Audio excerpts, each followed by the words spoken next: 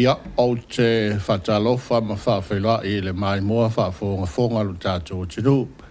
E le nei tawa whiawhi le salulu, le salua sifulumaleono nei o le masina o kuso. Ma alora so i manuia, ma alo foi le folau manuia lu tātou tinu, manatu. Ia ua te a foi malama sa iei la vasinga, ia o ngā ruenga o a onga le whanau, ia e whapea foi o whetalo inga, ia sa whapena foi o na pisi e lo tātou o tinu le o ngā tono le nei vai yaso. A le fōa tātou wheira i le anga le lei, ma le whaasoari ma le lei a lo tātou matai seli. Ia wāle whama moe o le tawa veina, ma le whaawaponga o le tātou polkalame le lei. Ia e pei o le masani ai o le longo le tawa fiafi. Whiao e mai moa mai ai, so si tafo le tinu, ia po whafo atu fōi, lunga fōi upenga ta wha i langi, ia mai se fōi o le tātou wala ata le TV wa, o fo fatu ia fatalo fatu ma lo mo nga wenga le yaso ia ma lo fo i le tele vai nga sa yelo tatu tino ma ta ape fo sa mo ia e le ngata o sa mo nei ia ai me se fo yo tatu wainga ma lo tatu tino ai tau malele ia mai la tau lo a fio papa ao i so se tafo le kilope ma va te astu male a terenga fo ya ta fili ia po le to frene fa sa lau ya to mo mosu. Ia wa fole tātou por kalamere nei. Ia o le longo le tōa fiafi. Soifua manuia ta whiri. Malo le langi o ma. Malo le pale lau tō whawha so. Talo whātu. Ia malanganga whaaloalo malo le soifua manuia. Peona mai moa ma ua e so ponga fo le tātou por kalame. Ia o le longo le tōa fiafi a so lulu nei. O ngā tonu le vaiaso. Tātou whaaftaia pea le anga le lei tuli loa le tātou tua.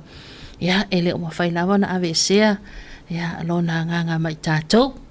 Ia e pei ona tau whale. Talenga ho ia vaso. Ia le nā.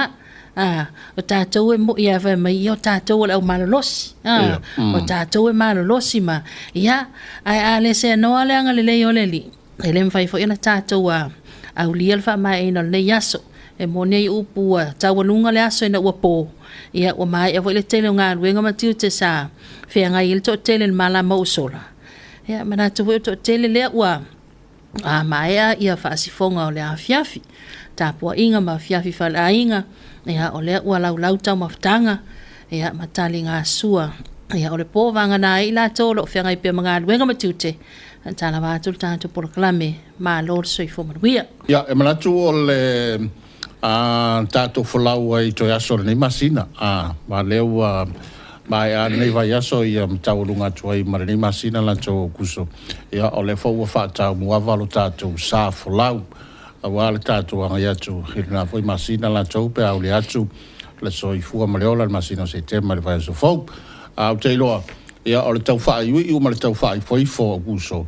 Wa tele fōi tāpenanga la tō ia ma tūlanga lo pisi fōi ia nisi o vaenga e au fiai tā penanga tūlanga la tō langa ia tō wale whaamana tuina.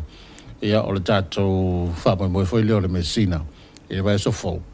Ia e me se fōi o le aso tai o le amatai porka la me sa vai i le taito fitu to fitu. Ora umalanga ko team ne sa vai. Ia ta tele ia o atu i le santo le pai 7 silmo tele sala fai. Ia o le ana ma ua le tofa va so ia ua mai e stasio mai ona tala lo ia. Ia le loko fo lea le tato Messina Festival lua fe lua sulmaleono. Ia e pe o le tau whaatata mai ai ia le tato urutala o le Messina Festival. Ele nei fo tau sanga wa o le tiltilo atu. Ia o le ata o le tānoa palu ava. Ia o le ata o le kuinga. Le kuinga fo inga le lunga o le ao o le tau pou. Ia po le tau sala le tātou o tunu. Ia o la iai ma le fue ma le toto. Ia wai. Wala vava inga ngā e whaangangana maia. Ia le autu o le tātou wha moe moe. Ia o le Messina Festival stasina vaenga le o mai anu whaatino ina. Ia e lo tātou tunu e pe ona. Ia ile nei a solulu. Tātou se mai fo i lea i vaenga lawa i patino le a solulu la tau ia. O ana le la le aso ana pongi le tātou tunu va so. Ia. Ia e pe ona alua i lawa pa uunga lea i a solulu vea staitasi. Ia o le aso a tau whaina fo i le tātou malo. Ia o le aso tālo sanga ma ana pongi. ia ele ai lava se mea tātou te mawhaia pe a whai le tātou malos ia tātou tui lava le langi ia ai lava whaamanianga ele ngata le savalinga le tātou tunu ia o lo tātou umalava le lai pe ona ua ia i le tele ofisa ma tā ngā luenga le malo ia whaia tātou sauni ngā lotu fo ia fiafia solulu vai a status ia ma tātou whaaftai i langa leo le tua o le vai aso lale nei ia po le aso lulu nei ia o le mta ngā luenga te tele ia le whaatino i le tātou sauni ngā lotu ia ma ia i le tātou aso tālo sanga mana pongi ia pe ona masania a whai ele i masani ana pongi le aso lulu ia tātou wha masani o tātou umai wha masani umai ai ia ele ana pongi le al tātou malo tātou ia umai ai ia manui ai fo ile tātou fo launga ia inai toi masina lo toi o si vai nga fa so fa au pele a se singa ma fa mai ala se singa le al kapeneta ia a si ai ia a fale pa i fa tu malo ia ilo tātou tunu i nei lai tu mua nei ia le peona sia ia poutasi fale alili ia fa solo mai ai sa anapu fa solo mai le fale mai le fanga fale a se la ia ma pe ona ia sia singa ia ole nganga fo ile na ia sila fia tonu le tātou kabineta tai il tātou malo ia le fianga le li pal mia malan kabineta ia vaenga ia fo ina ave il fa mua ia o le ala ta o tel fo fuanga o le aso tai au ia malanga tu fa tino lo fo ile sia singa mo tele sala fai tātou fa mai fa tul malo ia ile mo tele sala fai ia ma amata lo ia ilo le tamil sanga le pe pe special to to fa sala ula ia o le te to fito sa to le pai awa alwatul na va yaso va so ia mai se wala amata le nei va yaso ia o le lava sa fa nga solo ia te to fitu a uni a fioanga ia pe hoilan fa to a mai a to va yaso le uni a popua ia ona nafi fa mai ai le uni sapari ia ale hoila mai tau mai ia o tai au te tala lo ia ma amata lia lo ia tamil sanga te to fitu sa to le pai ai le fa pe ta usa to le pai na o sa to le pai le ai ia au la kapia malanga tu nei tu mani ia mai se voi isi au tai to fito sala fai ia o lai tau fai nga ai mane ia awala ta to fa moi o le fa moi le lo malanga to ile fionga le lipule ia al ta to office nei le fionga Singapore ia ma le ta to team awa ta to fa salango tu sao ia le ngata ilunga la la tal TV va o le tio malo ia le si ufonga le atu no le lu api ia matato fola masani ilungo penga te failang no wina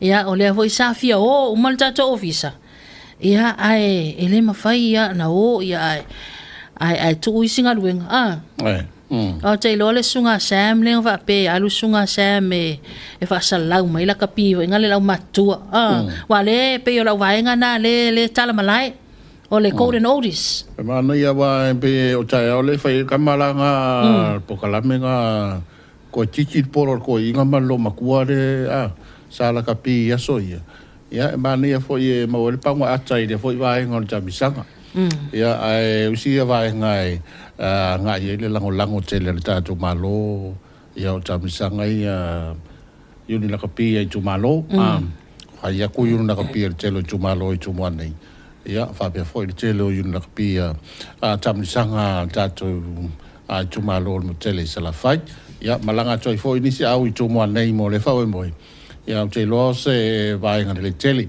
ia ma se fa ma i tele le tele o le lava e fa wa le tele o por kalame o talonga ina ia tina e pe o mo le vanoa ia sanga mati ai pe mai loa ye le si ka mai wa le o sia wa le ka le ninga mai le rio la kapi io ia o le sina fo nga te lo fa ia ni masina la jo o kuso le fo ye tele tatu taranoa nei taimi ia ma nei piriota o le taranoa le mesina ia pe fo yo da ia por kalame la jo ia o la pise fo il lava yeso ia se au siva se au kaalo ia e fai fo sa o kaalo wala nge tele fo kaalo nga fo sa mo kaalo nga fo se ko fo ia ia pero pe sa wel kama po mango pe fa inga ka longa pe le o ka longa manga ta fa ya so ya Pero le ya lo popo mo va so ele wa ke do la maka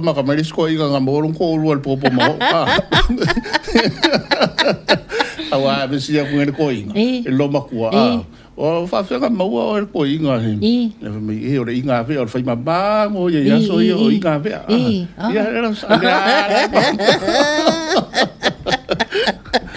hermana ya ta longa na au salo mai na bana re tono tino ta penanga di kan tau fa fianga ia o fainga me le tai e le va le karinga u ka ya makori ta o le si va le lua i va manono salo ta va sina ia wala uto e sa la makua malo si el popo mako ngau kai o le la wasui le va at tap kwa ia le la wa sa o fo ya o le va au ke lo mo ya le la o ka penga man mako ta va ngau ka ia la la e a pinga u ka si mako Pichonu ina ta. Mana? Misina vai ma le apikara ko ile ya le tortoro. Ya telefoni. Ya telefoni. Telefoni. Tortoro le sa.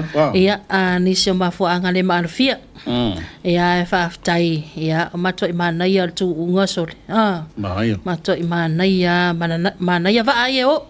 We ma ya fo le vai. Ai fa longa i fa kara nganga i fa e maui captain. Se o le ma di yo kara nganga kama. E kai pe yo kala ngora wali o bo me o fusuanga vai fa professor fai mai nei ka ki ngonga kama e dia koska misanga ma e ko kolo so le lalo kama le e kei over so la ko pa fa ka kula sa mai ku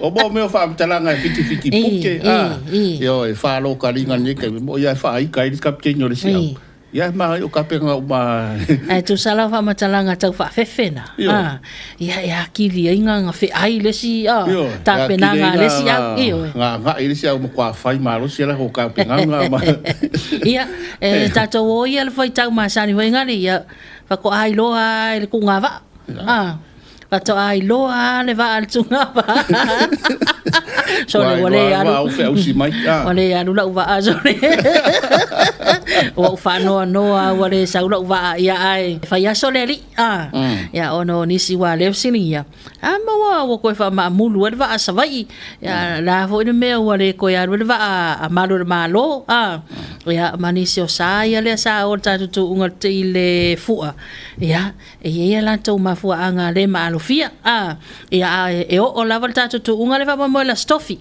a stofi le va mo el tatu tu unga ia o stasina events pito silena ma walunga le look forward o mai el to tele ia ele fa mo el tatu tu no mesina let's tala las for ele nei I mean la sa aso sa stores full o masina ne okuso ia let's tala lo ia el tatu mesina el tatu sauninga lotu fitu o tala vo ia fa fia okeli. Ia, manai fai numera. Fa fia le fa fianga fa evangelia fa leanganga ia o pesepsenga ma vivinga le tua ia le ai o le ala ele ia o tu la society penanga ia utala vo la to fa fianga ia.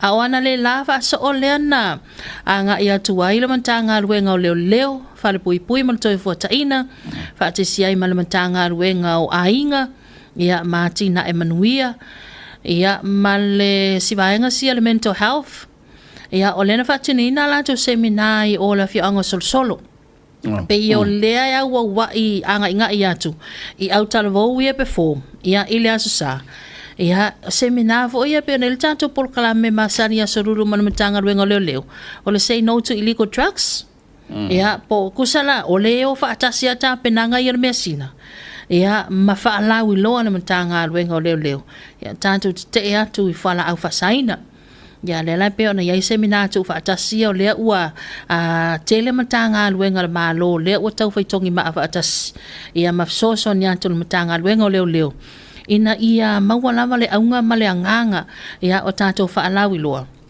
ia ina ia tau fia fala au fasaina o le ia nga ila por kalamitua ia le hotel te atu so le vai mai fuki nga ulu ata mai tia onga ina market nei oi o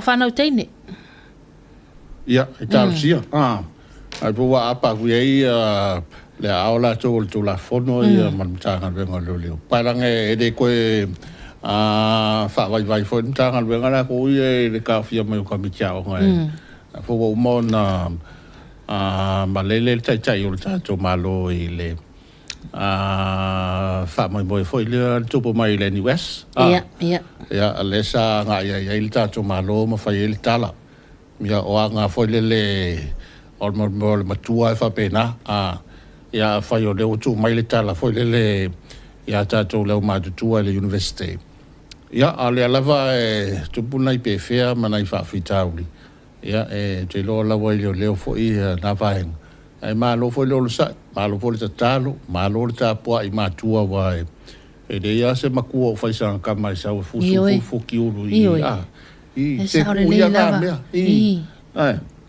ia esa o leila ele ia se matua ia le ala au fusula le a lo akulofa mai lo wa masani au fa longo lo ko inga ia soia e ula va vale lo au kenge ma kamakua mai ia va ka inga la o talia mai talia sa malo fue ia le foi la umana fusuma fa la le pau in market ia lo atulo fale ia wai mantua le wa o le televave na o teknolosi ia o le nga fusuma le mavo fa wile kai ngai lo skoi inga masilo matua le fale wa pia ili kai lo ka ma fa ia meu Facebook ia fa ia meu internet ia fuso ia fuso asa o le lava ia le so ani va so ia ele ima se matua tulo ia o mai se tala le whanau ia aluaku ia fusu ai kere sa ulfari le ai ia o le tulo le tato polokalame ia o le malo vale lava o le whanau ma le mea whengare le tumulo tangata ia manga o ai vai mai asole ko le pao ala o kengela le vai ko akasi ngai ai ia o tala ia matua fusu pengi ma le api fusu pengi ma le api ya fai se ai mo le tapu le la uma nei tau sanga toi fia ya ma se toi tolu toi fama sina ya tulanga tau wa onga ya fai se ai mo nai matua la tap topo mai o lau sau ma lau suru tala ile aso ile o se me fai ngofia amu yo ngai ki ai le suru tala yo ma ko ya sola ka ilo ya fa so o ma ko ya sola ma wala ka kala ama kwa imilio ngea lo tata mama lo tatina o ma wala tala ai ile aso ia taimini ai o le sultala ia ai kele o ilo atu sau o mar sultala la o ia skoi inga kungulanga ipuki ia ave kunga o le lau moli le ise me fai ki o le lau moli sia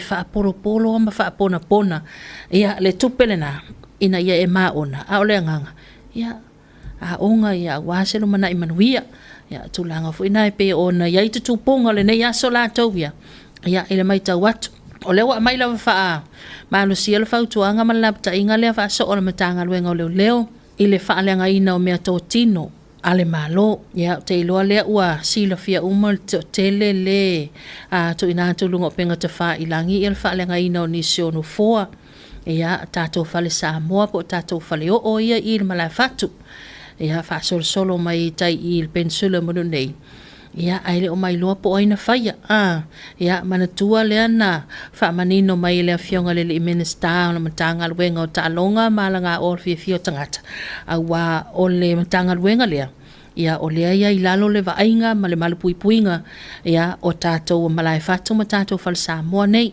ia o le lai fa nga fua ia mo le atu no lo tele le o patino po ai anga ai ia o tato umalava ai a faila o lo fainga le wa amata no faleanga o se fa no anga tele ia mai sela ia o le wa mai le warning mo tato le atu no lo tele ia ile a fia matangi sa matalanga ia o la to fo ile na fa atu no ina le tulanga ia a fai fo ina te fu tanga ia tu ai ma fa tu pevesi ia le ai o le wa mata tu ele matanga luengo le wa apa ia mai se o limo le tulafono ia ina ia malu puipuia mea totino alo tato malo ma a settle tato malo a faanga ia faanga mal tau e pe ona saunoa ia le afionga le minister ia o la ia ilalo lana fa malunga ia la vainga vaenga ia wa a saulo la fa tanunga tato malo sanga ko faanga ses avaso Ia, ua uma foi la ilo lava noa.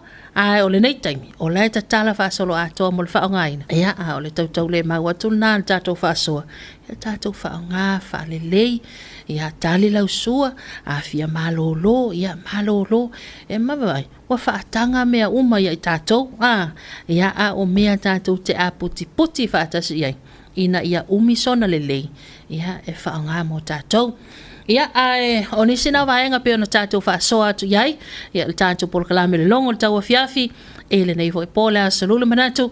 Tātou se atu mo sina tātou malolonga pupu. So ina atu inisi o tātou whaasila silanga tāua. Ia ma tātou whaasalunga wha businessi whaalawi loa. Samoans are embracing the many advantages cyberspace offers, and our economy and quality of life are better for it. However, as we enjoy its benefits, we also recognize that it threatens us in a variety of ways. Everything around us is connected digitally. What you see may not always be true. Who you think you know may not always be who they appear to be. The question is, are you safe online? Every day you may come across unknown attempts to jeopardize your data, your devices, and your personal identity. Sometimes a casual peek is really snooping. Sometimes sharing information too often may result in critical private data being made public. Sometimes a lucky find can lead to bad luck. Even visiting a website can lead to unnecessary sites. Today, cybercrime causes huge problems for society, personally, financially, and even matters of national security. To avoid getting these threats, use strong passwords. Think before you click, post, and type. Make secure choices. Protect your computers. Protect your devices. Browse wisely. Protect ourselves. Be cyber safe.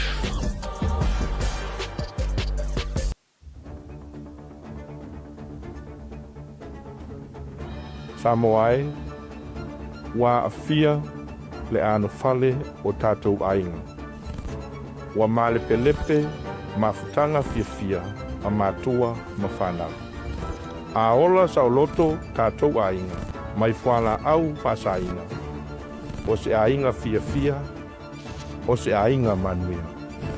O mai, tātou tutu watas, e te atu, I whala au whasainga. Samoa, say no to illegal drugs for your family.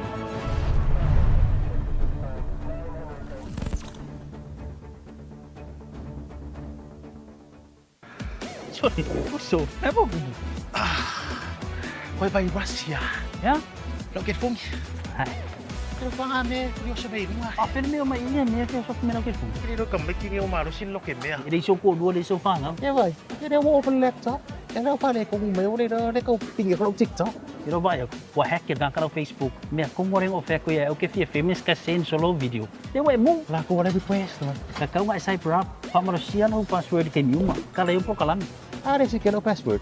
Tengo fiya mang kuore, ngwa man as fa. Di ay, okay ko fakamanga pa pa na password. May magkingwa ka nga lugi pa mawinga. Ya ka karelo por kalami belo email, no online banking. Kamo ka karelo online banking e baka us ka kolan. So, e ya wa hack por ka. Sa dua kala, le ko dua kala. Di si pa me ka mang kuwa. Kau lavang pa po winga por kalami kenyoma update system. Tengo fiya pa nga le ko virus sa machine. Awa, ko por me le virus so vai. Di si me 5 fail Facebook friends kay doya ka nga. Okay, so nga share inga makuinga na personal information online. Teka, wala man puyo me ko kingum pamkalanga. Wala mena ka ngofay. Alo le samsearch.gov.ws ni pokye ka wala mena kupu. Wala samsearch, wala ba nga le fe ngai malso ina. Ya awala pa so tula fono. Ne lungo penga sa failang. So ta inga pa chekonos. Samoai o awala ya chacho chepa nga ina. E malo puya yalom fanau mai chacho uma. Awal pa tamala, Cyber Up.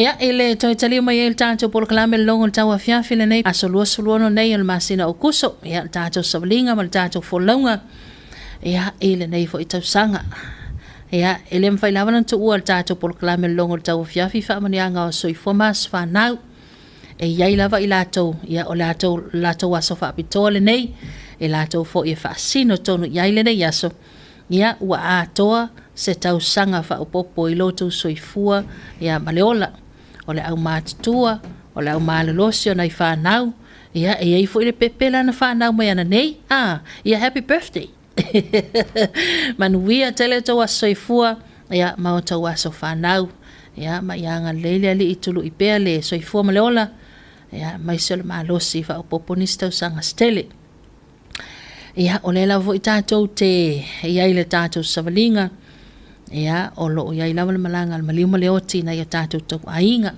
o se pele o se mamae le loto ma le anganga i le mafutanga le tino le nei ia wha mawhanawhana ma pa iatu ma soso ni atu le anganga o le alii ia i mafutianga nei taimi ia e pe ona iai ia mafutanga motusia ona o le wala au pa ia le atua ia vaso manatu leo tau alunga leo tātou polo kalame o le longo tau fiafi pe ona tau fa iai le tau fa e fa so tau loa ia manisi o vaenga sa tātou fa soa iai tau mau sei sifa poponga le tātou polo kalame longo tau fiafi lona taimi masani le poa tai au manuia fa saunga o le nei fiafi manuia malolonga tau fa seifua